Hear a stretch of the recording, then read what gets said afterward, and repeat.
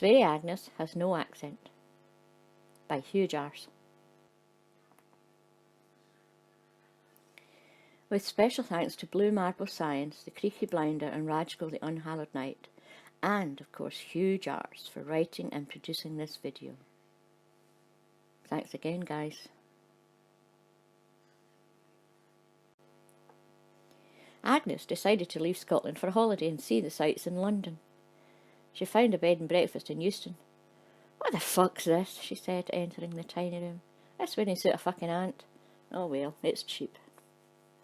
After her long train journey, she was tired, so she crawled into the tiny bed and drifted off to sleep.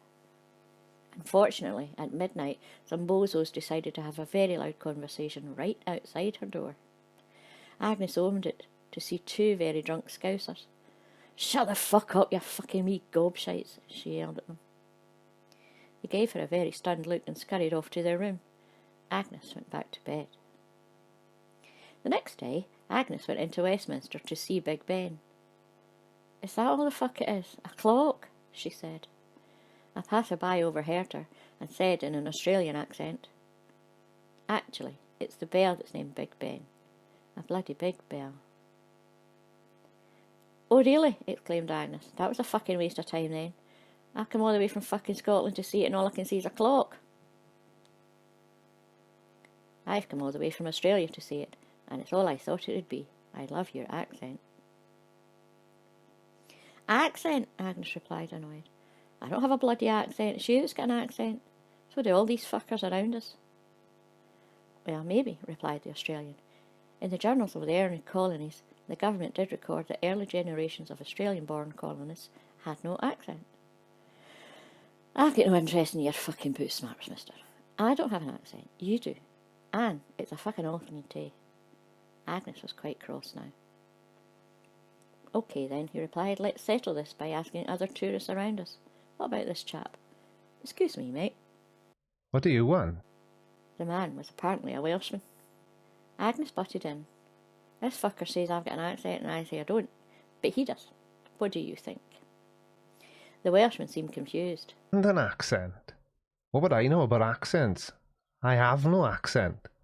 So I'm certainly not going to say you have one. How would I be able to tell?" Agnes responded, "Well, you're a fucking useless piece of shit." Agnes stopped in her tracks. The Welshman scarpered. They had been approached by a tall, muscular man, only he was stark bollock naked.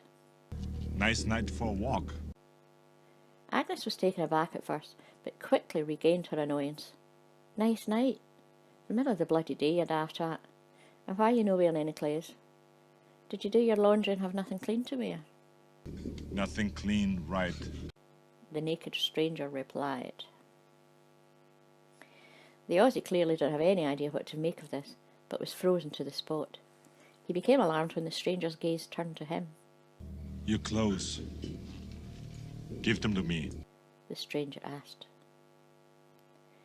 Agnes was now fully annoyed at the situation and let fly. "He's not giving you his clothes, you fucking mental case. Piss off where you came from, and put some fucking clothes on. Go on, right, fuck right off, and when you get there, fuck off again." The stranger stared, as if he was processing something, but eventually responded in a monotone voice, "Fuck you, asshole," before walking away, with the crowd parting around him. As he walked over Westminster Bridge, there was a flash of light and he was gone. Strangely, everyone seemed to instantly forget about the naked would-be clothes thieves, as if their memories had been wiped. So Agnes and the Aussie asked another strange man, wearing a horned helmet who was accompanied by a cow, in central London no less. He spoke with a Dutch accent himself. "Accents? What?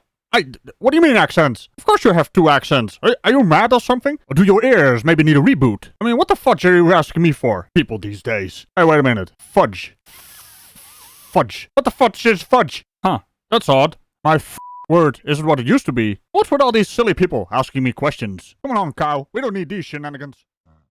And he wandered off, muttering his displeasure. "We're not having much luck so far, Aussie. Let's try that fellow over there." Agnes pointed to a man who looked quite out of place in central London, despite all the tourists from all over the world. He didn't look like a city dweller at all, but he did seem to be a kindly, soft-spoken sort of person. "Excuse me, mate," said the Australian. "Can we bother you for a tick?" Sure. responded the man, in a syrupy Appalachian accent. What can I do for you? Sweary Agnes took over. The man's demeanour calmed her somewhat. "This Aussie bastard thinks I've got an accent and he doesn't. I say he does, and I don't. What do you think?" The man contemplated this for a moment, stroking his chin. You know, where I come from, most people speak like me. Now, to me, I have no accent. But to people from elsewhere, I do. Likewise, they sound to me like they have an accent. It's just a factor of how people speak where you grew up. So we all have an accent to someone else, but to ourselves we don't. It's just the way we speak. Now, I've been hearing you, madam. It's been hard not to, despite the crowd.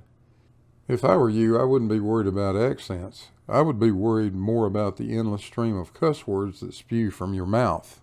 "I do not spew cuss words, thank you very much. I enunciate them clearly like a fucking lady." And with that, Sweary Agnes stormed off and caught the first train back home. The end.